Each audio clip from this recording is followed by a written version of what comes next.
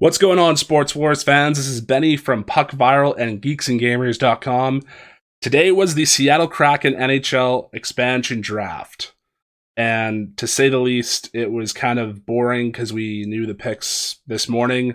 A couple loud mouths in the media just couldn't keep their mouths shut until, the whole thing actually happened. And it was very boring to watch.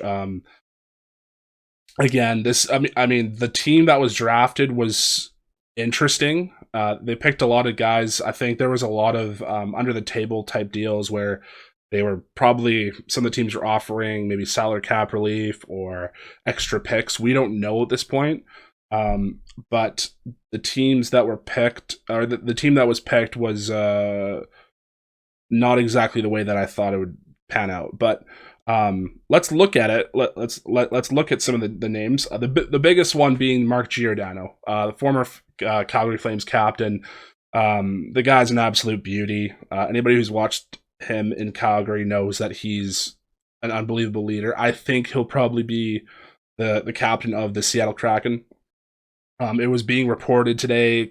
Some rumors were swirling around that he has already been named the captain. That was not confirmed today at the conference.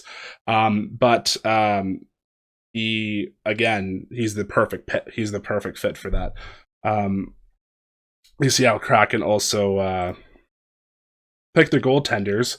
They decided to go with Chris Driedger, which is very interesting as their starter.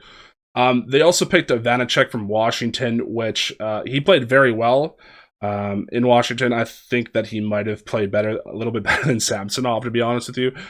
But they can't keep both. So Seattle has big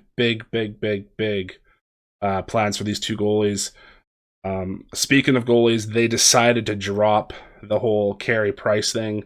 I know Carrie Price was being talked about big time for Seattle this past week. He had just got a house in Kelowna, which is a couple hours away from Seattle, up in Canada.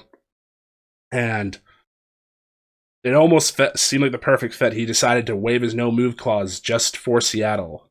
And my thought, and this is exactly what my thought was, because I'm a huge Vancouver Canuck fan, my thought was that they were going to get rid of Carrie Price to go after Elias Pettersson, the big RFA in Vancouver, who will probably have long negotiation talks because they don't have the room. They don't have the cap room at this point in time, in my humble opinion, to pay him what he's worth.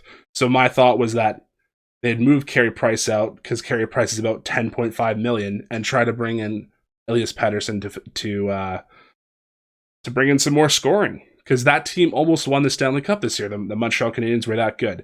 So if they had just a little bit of more offensive talent, I think that they could have been there. Bringing in someone like Elias Pettersson would have been huge at this point. Because Carey Price was not picked, I don't see it happening. And then the home opener for Seattle was also announced today. They'll be playing against the Vancouver Canucks a couple hours away on October 23rd. And